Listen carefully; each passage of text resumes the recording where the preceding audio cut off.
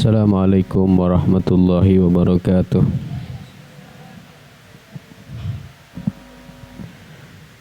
Bismillahirrahmanirrahim. Alhamdulillahi rabbil alamin. Wassalatu wassalamu ala asyrafil anbiya wal mursalin Sayyidina wa maulana Muhammadin wa ala alihi wa sahbihi ajma'in. Subhanaka la ilma lana illa ma 'allamtana innaka antal alimul hakim. Wala haula wala quwata illa billahil aliyil azim. Rabbi shrah li sadri wa yassir li amri wahlul 'uqdatam min lisani yafqahu qawli.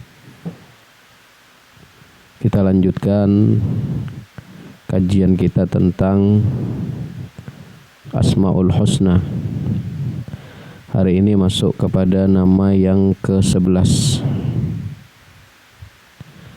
Bismillahirrahmanirrahim. Qala al-musannifu rahimahullahu ta'ala wa nafa'ana bihi wa bi'ulumihi fid dharaini amin. Mengenal nama Allah subhanahu wa ta'ala Al-Mutakabbir. Al-Mutakabbir adalah nama Allah subhanahu wa ta'ala yang ke-11. Arti Al-Mutakabbir adalah yang melihat akan hinanya segala sesuatu selain Dia. Dia maksudnya Allah. Melihat akan kecilnya sesuatu selain Dia Allah. Allah subhanahu wa ta'ala melihat sesuatu selain Dia kecil dan hina. Dia hanya melihat keagungan dan kebesaran itu hanya pada dirinya Allah, tidak pada selain Dia Allah. Nah, itu pengertian Al-Mutakabbir, ya, secara rinci. Kalau secara singkatnya, Al-Mutakabbir itu yang maha sombong. Kalau sombong boleh disematkan kepada Allah, boleh. Tapi kalau kita tidak boleh, ya. Karena sombong itu adalah punya Allah, pakaian Allah. Nanti ada tuh hadisnya. Kalau kita memperhatikan aturan dari asma Allah yang tersebut di dalam surah Al-Hasyr.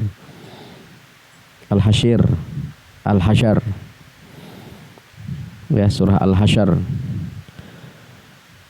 A'udzu billahi minasyaitonir rajim. Huwallahu alladzi la ilaha illa huwal malikul quddusus salamul mu'min al-muhaiminul azizul jabbarul mutakabbir subhanallahi amma yusyrikun. Nah, itu ayatnya tuh. Ya, ada kalimat al-mutakabbir. Ayat ini memberikan isyarat atau petunjuk kepada kita bahwa orang yang bisa bernama Al-Mutakabbir atau Maha Besar atau Maha yang sombong, ia harus punya nama-nama sebelum Al-Mutakabbir itu. Nah, jadi kalau ada nak coba-coba, ya, nak coba-coba dia tuh nak make Al-Mutakabbir tadi, ya, maka dia harus punya Al-Malik, Al-Quddus, As-Salam, Al-Mu'min, Al-Muhaimin, Al-Aziz, Al-Jabbar. Baru dia bisa pantas dibilang Al-Mutakabbir. Nah, kita tidak ada satupun yang mampu, ya, tidak ada satupun yang mampu.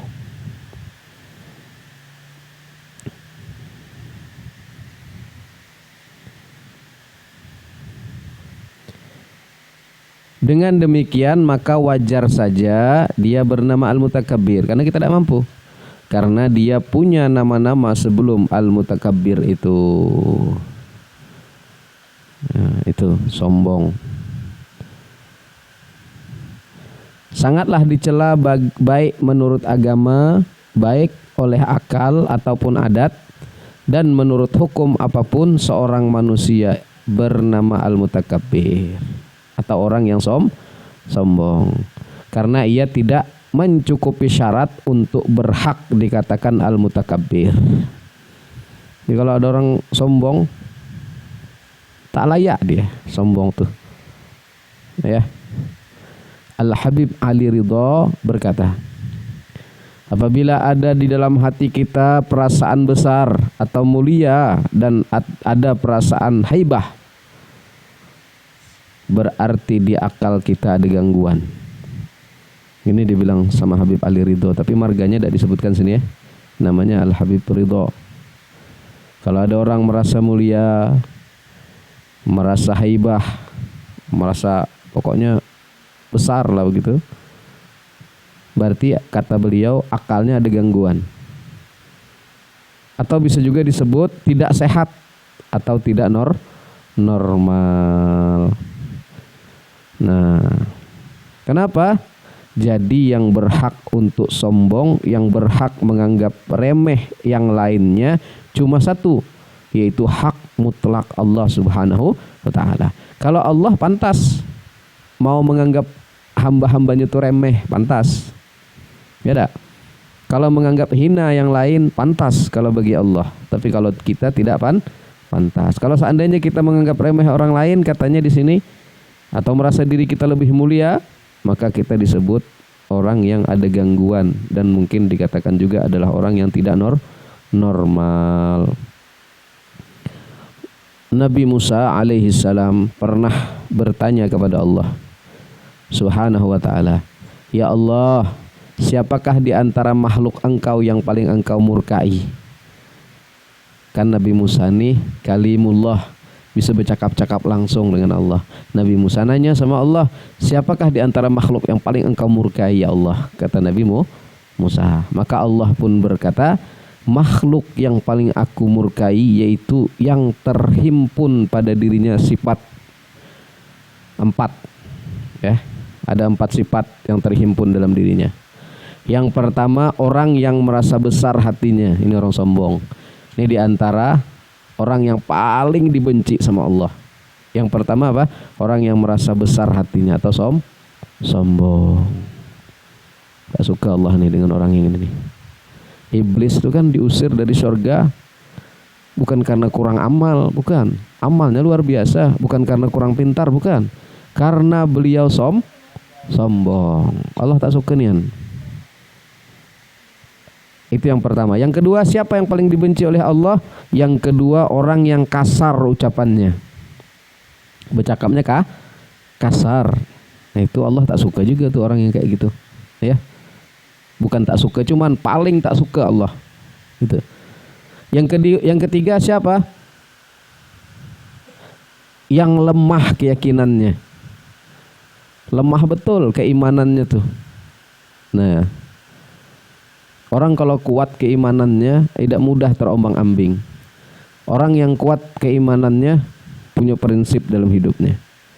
Tapi kalau orang yang lemah imannya, ya awal-awalnya semangat, tapi pas digoncang mulai apa? Mulai kendor semangatnya. Tapi kalau imannya kuat, tak tahu cerita, ya. Kalau imannya kuat, tak tahu cerita. Kemudian yang keempat, siapa yang paling dibenci oleh Allah? Adalah kikir atau bakhil, pemalar, pelit. Orang pelit paling tak suka Allah Subhanahu wa ta'ala. Nah, ini hadis qudsi yang sering kita dengar ya, sama dai-dai mengatakan. Apa Allah berfirman dalam hadis qudsi? Al-azamatu izari wal kibriya'u ridai. Faman naza'ani wahidan minhuma fazabtuhu fi nari jahannam wala ubali. Nah, itu. Dengarkan nih ya. Kata Allah, keagungan itu adalah pakaianku. Kebesaran, kemuliaan itu pakaianku, kata Allah. Wal kibriya'u ridai, dan kibir, ya, atau ya sombong. Sombong itu adalah selendangku, kata Allah.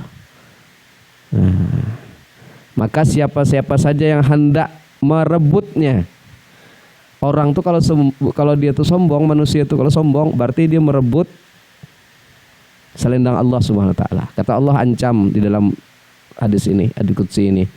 Maka siapa saja yang hendak merebutnya dariku, kata Allah, salah satunya di antara keduanya tadi, ya, al-azamah dan al-kibriya tuh,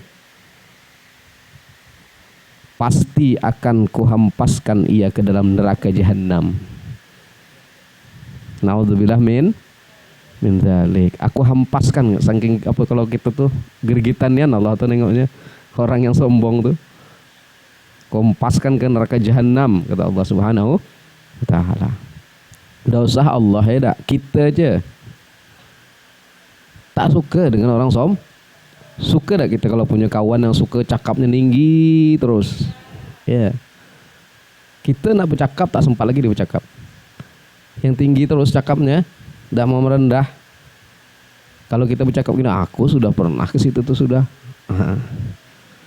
Memang bukan sombong, tapi ciri-ciri dari ciri-cirinya ketengokan sudah. Ya. Naudzubillah min. Ini pakaian Allah Subhanahu wa taala.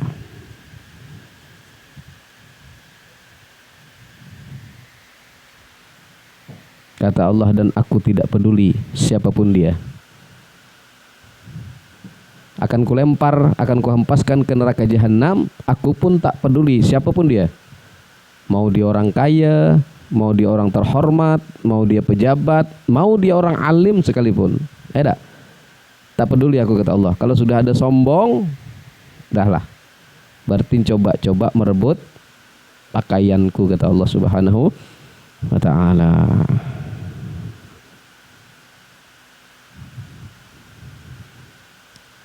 Rasulullah sallallahu alaihi wasallam bersabda, la yadkhulul jannah man fi qalbihi mithqala dzarratin min kibrin.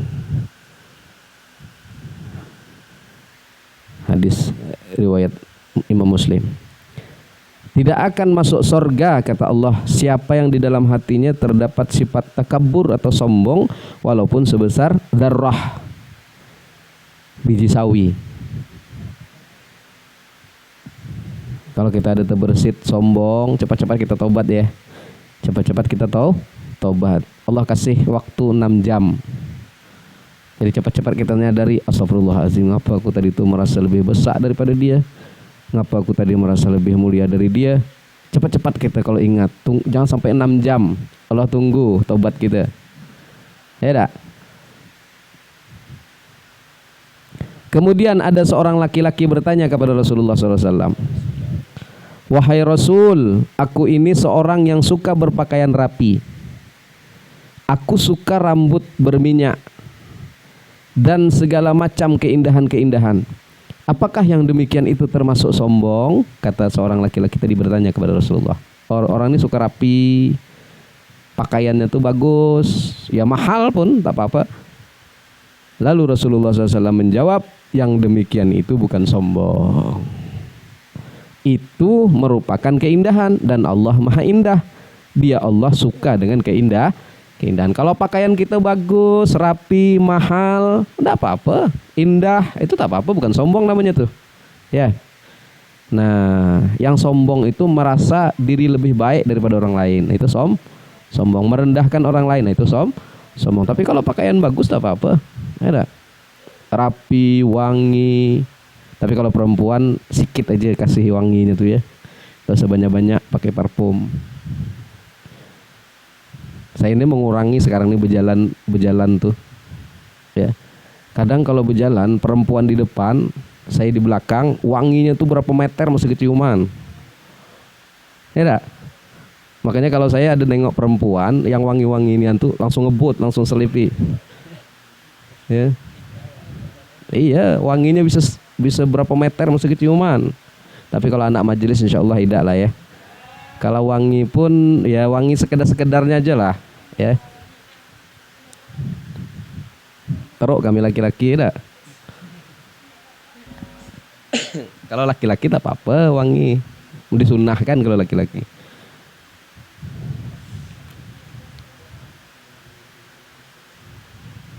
Susah kalau bawa motor tuh di depan perempuan wangi pula. parfumnya susah tuh kayak gitu tuh. Yang disebut sombong adalah apa? Tadi kan orang berpakaian rapi, baju mahal, pakai minyak rambut, wangi-wangian. Yang itu tuh bukan sombong kata Rasulullah. Yang disebut sombong tuh macam mana? Yang disebut sombong adalah orang yang menolak kebenaran dan menganggap remeh orang lain. Nah, hadisnya apa? Al-kibriya'u ya, apa?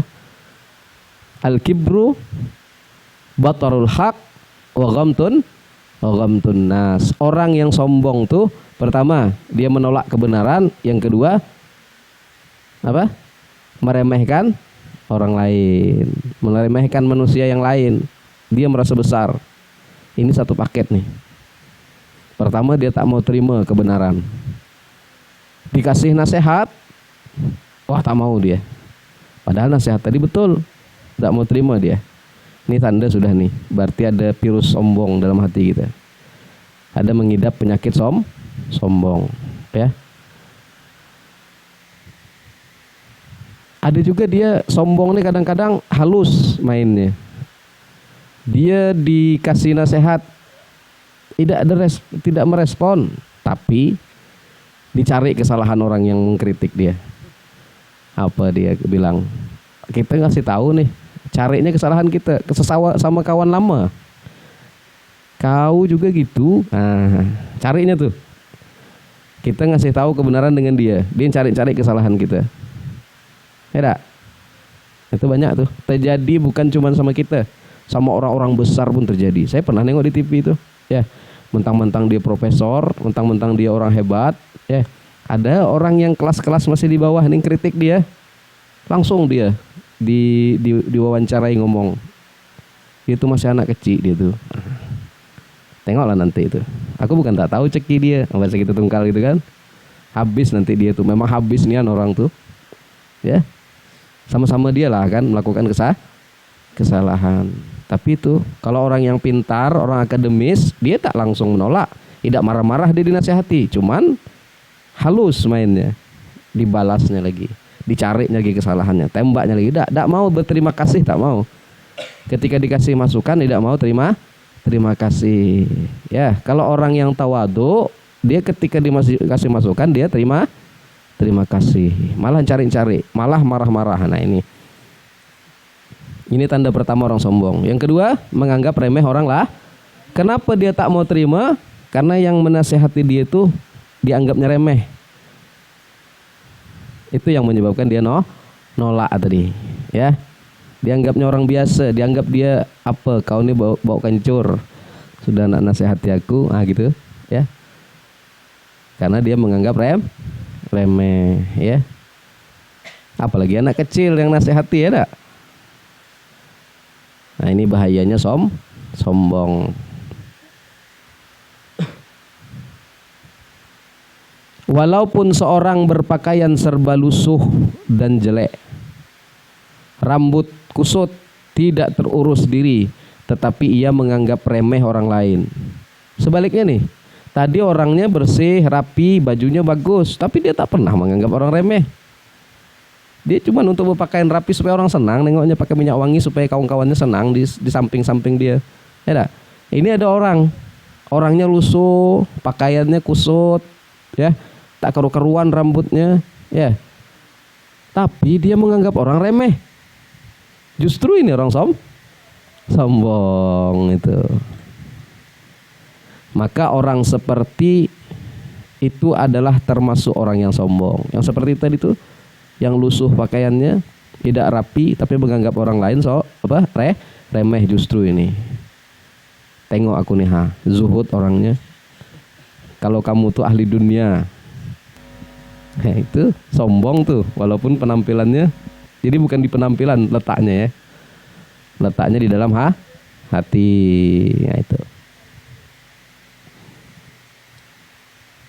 Sebaliknya seorang yang berpakaian rapi indah asal jangan bertujuan berangkuh-angkuh kepada orang lain, ia bertujuan mencari keindahan karena Allah, maka yang demikian itu berpahala malahan.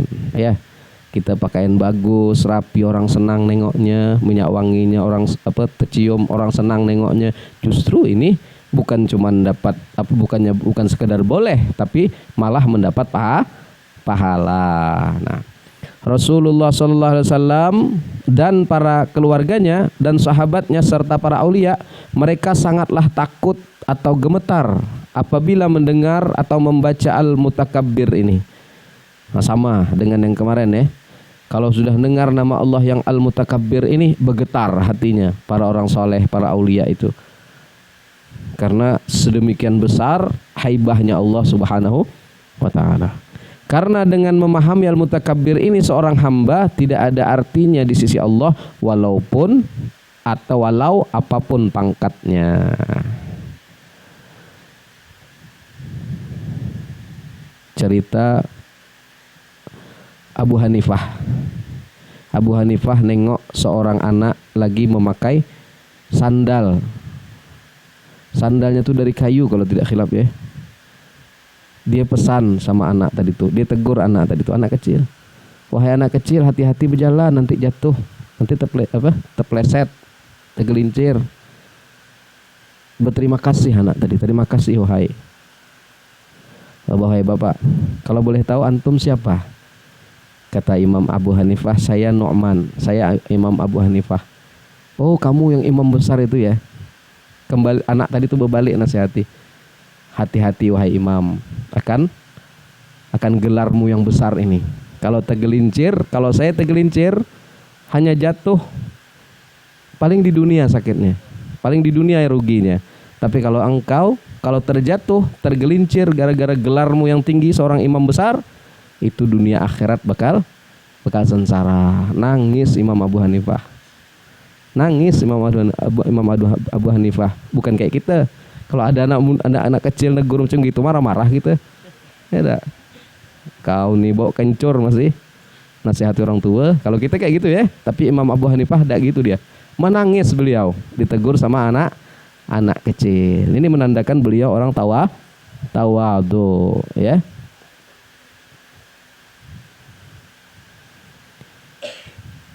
Apabila seorang hamba sudah beriman dengan nama Allah Subhanahu wa ta'ala Mutakabbir ini, maka keimanannya itu akan menimbulkan beberapa akhlak terpuji.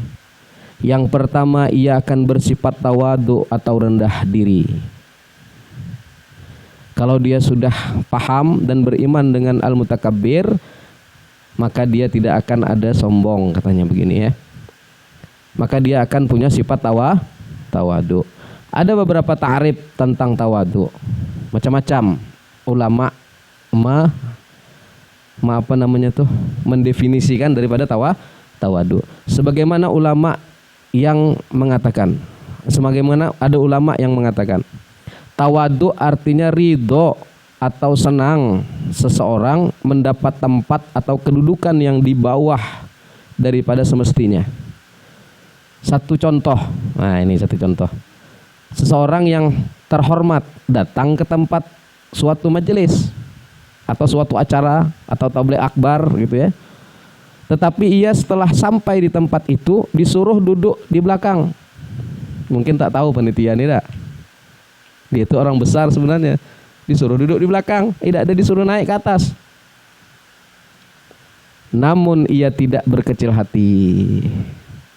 Tidak ada dia merasa dalam hatinya pas dia duduk di belakang tuh, orang nih macam tak ngerti je dengan aku. Dalam hati cakap, oh ya, aku nih pimpinan majelis, masa aku duduk di belakang sendiri dibiarkan?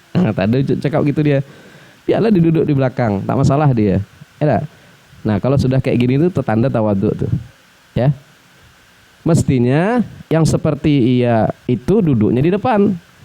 Namun ia tidak berkecil hati, ia menerima dengan lapang dada ya di atas hal yang demikian itu. Maka yang demikian adalah merupakan contoh daripada sifat tawadhu yang dimiliki olehnya. Nah gitu ya.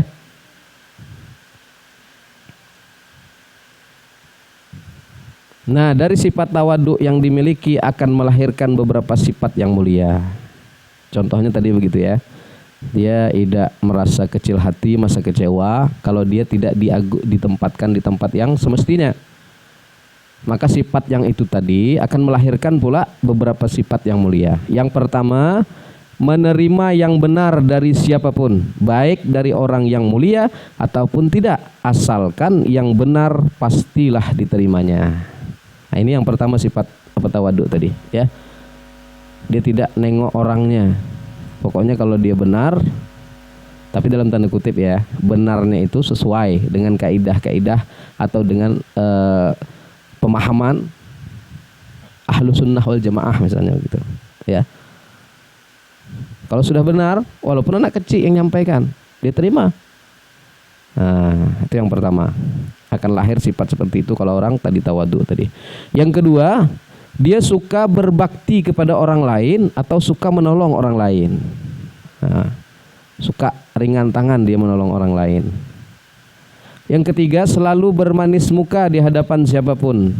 Selalu senyum, bermanis muka. Saya bermanis muka ini teringat kisah Rasulullah ya. Rasulullah Shallallahu Alaihi Wasallam pernah dikasih seseorang hadiah anggur, satu tempat kayak gini lah anggur ya. Dikasih anggur, kemudian orang tadi itu pengen melihat Rasulullah menikmati anggur tadi. Diciciplah oleh Rasulullah, dihabiskan oleh Rasulullah. Kebiasaan Rasulullah kalau dia dapat hadiah, kurma kah, susu kah, itu selalu dibagi sama sahabat-sahabat yang lainnya. Selalu dikelilingkan, dibagi, semua sahabat bisa merasai. Tapi ketika Rasulullah dapat makanan tadi, tidak dibagi-bagi. Rasulullah makan sendiri. Akhirnya si yang memberi hadiah tadi senang dia nengok Rasulullah. Pulang yang ngasih hadiah tadi, kemudian sahabat salah satu bertanya, "Wahai Rasul, kebiasaan engkau kalau dikasih hadiah, kami ini dapat percikannya, kami dapat merasai juga. Kenapa tadi tidak?" Dibilang sama Rasulullah, anggur tadi itu masam nih rasanya. Anggurnya masam betul, kata Rasulullah. Aku khawatir nanti kalau aku kasih ke kalian, ada yang tidak sanggup nahan